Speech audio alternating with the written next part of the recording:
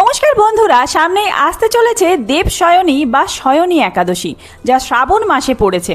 সাধারণত আষাঢ় মাসের শুক্লপক্ষের একাদশী তিথিকেই বলা হয় শয়নী একাদশী, তবে এই বছর তা পালিত হবে শ্রাবণ মাসে। তো চলুন জেনে নেওয়া যাক যে এই শয়নী একাদশী তিথি আপনারা কবে পালন করবেন।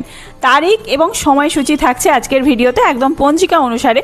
এছাড়াও আপনারা এই একাদশী কিভাবে পালন করবেন, পালনের নিয়ম কি রয়েছে, ব্রতোপবাস কিভাবে রাখবেন, এই দিন পুজো কিভাবে করবেন, শ্রী বিষ্ণুর পুজো করতে হবে এই দিন, বিষ্ণুর পুজোর নিয়ম, বিষ্ণুর পুজোর মন্ত্র থাকছে আজকের ভিডিওতে। তার সাথেই আমরা জেনে নেব এই একাদশী তিথির পালনের সময়সূচি কি রয়েছে, একাদশী পালনের গুরুত্ব, এছাড়াও ব্রতীরা কি খাবেন কি খাবেন না, তার সাথেই থাকছে ব্রত মাহাত্ম্য কথা। তো চলুন বন্ধুরা, আর দেরি না করে ভিডিওটি শুরু করা যাক। যদি আমার চ্যানেলে নতুন হয়ে থাকেন অবশ্যই চ্যানেলটি সাবস্ক্রাইব করে এবং ভিডিওতে একটি লাইক করে শেষ পর্যন্ত সাথে থাকবেন।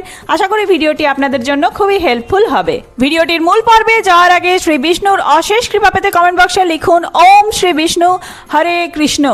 হিন্দু মতে দেবশয়নী একাদশী পালন করলে সমস্ত দুঃখ কষ্ট থেকে মুক্তি লাভ করা যায়, জীবনের সমস্ত বাধা দূর হয়ে যায়, অর্থনৈতিক সমস্যা থেকে মুক্তি মেলে। ভগবান বিষ্ণুর পাশাপাশি এই ব্রতর ক্ষেত্রে আপনাদেরকে অশ্বত্থ গাছের পূজা করতে হবে, এতে বিশেষ উপকার মেলে। বেদ এবং পুরাণ অনুযায়ী একাদশী ব্রত করলে পাপ থেকে মুক্তি পাওয়া যায়, প্রতিটি ইচ্ছা পূরণ হয়। বৈষ্ণব শাস্ত্র মতে এই মাস থেকেই শুরু হয় চাতুর্মাস্যের বিধি।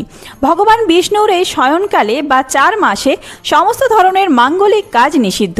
এই সময় বিবাহ, গৃহপ্রবেশ, নতুন যানবাহন কেনা, বাড়ি কেনাকাটা বা উপনয়নের মতো শুভ কাজ করা যায় না। এই 4 মাস ঈশ্বরের উপাসনায় সময় ব্যয় করা বিধেয়, অর্থাৎ পরপর 4 মাস পুরো কার্তিক মাস পর্যন্ত কোনো শুভ কাজ নিষিদ্ধ থাকে। আর দেরি না করে জেনে নেওয়া যাক যে এই বছর হরিশয়নী একাদশী বা শয়নী একাদশী কবে পড়েছে। 8ই শ্রাবণ 25শে জুলাই শনিবার। এই দিনেই স্মার্ত এবং গোস্বামী উভয় মতেই একাদশীর ব্রতোপবাস পালন রয়েছে। আপনারা প্রত্যেকে 8ই শ্রাবণ 25শে জুলাই শনিবার দিনেই একাদশী ব্রত রাখবেন। এই মাসের পরবর্তী সময় থেকেই গোস্বামী মতে চাতুর্মাস্যা ব্রত আরম্ভ হবে। যারা এই ব্রত পালন করছেন অবশ্যই এই দিনে কিন্তু নিরামিষ আহার গ্রহণ করতে হবে। তার সাথে একাদশীতে কি কি খাওয়া নিষেধ রয়েছে চলুন জেনে নেওয়া যাক।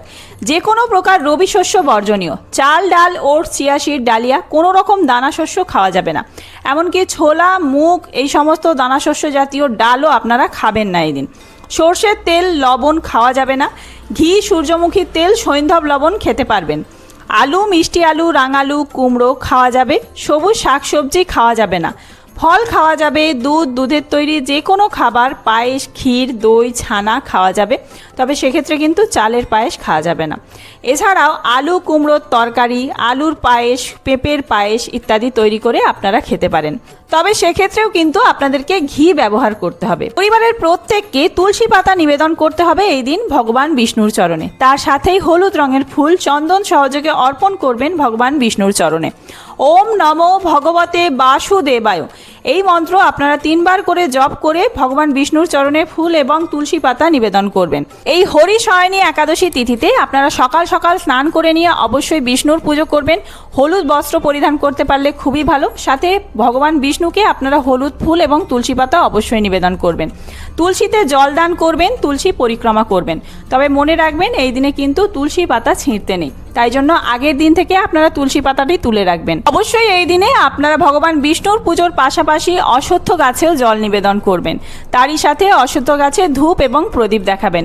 ভগবান বিষ্ণুর সামনে বসে 108 বার ওম নমো ভগবতে বাসুদেবায় এই মন্ত্র যদি জপ করতে পারেন এক মনে, তাহলে আপনাদের মনের সমস্ত ইচ্ছা পূরণ হবে। প্রতিটি একাদশী তিথির পরের দিন অর্থাৎ দ্বাদশী তিথিতে পালিত হয় পারণ। দ্বাদশী তিথি পড়ার আগে আপনারা পারণ করে নেবেন। পারণের শুভ সময়সূচি থাকছে সকাল 6টা 25 মিনিট থেকে শুরু করে সকাল 9টা 32 মিনিটের মধ্যে। এবার চলুন শুনে নেওয়া যাক এই একাদশী তিথির ব্রত মাহাত্ম্য কথা। বহু বছর পূর্বে সূর্যবংশে মান্ধাতা নামে এক রাজর্ষি ছিলেন। তিনি ছিলেন সত্যপ্রতিজ্ঞ এবং প্রতাপশালী চক্রবর্তী রাজা। প্রজাদেরকে তিনি নিজের সন্তানের মতো প্রতিপালন করতেন। সেই রাজ্যে কোনো রকম দুঃখ, রোগ ব্যাধি, দুর্ভিক্ষ, আতঙ্ক, খাদ্যাভাব অথবা কোনো অন্যায় আচরণ ছিল না। এইভাবে বহুদিন অতিবাহিত হলো। কিন্তু এক সময় হঠাৎ দৈব দুর্বিপাকে ক্রমাগত 3 বছর সেই রাজ্যে কোনো বৃষ্টি হয়নি।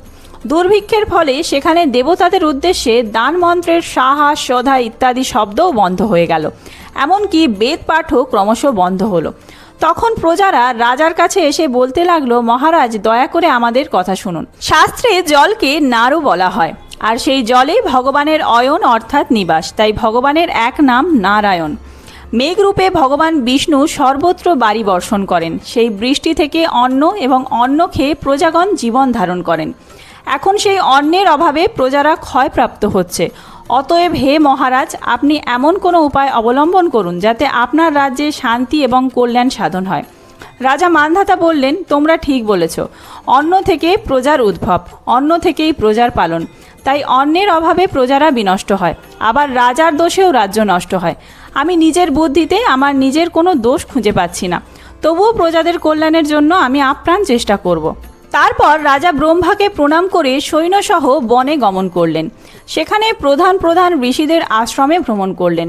এভাবে একদিন তিনি ব্রহ্মার পুত্র মহা তেজস্বী অঙ্গিরা ঋষির সাক্ষাৎ লাভ করলেন। তাকে দর্শন মাত্রই রাজা মহানন্দে ঋষির চরণ বন্দনা করলেন।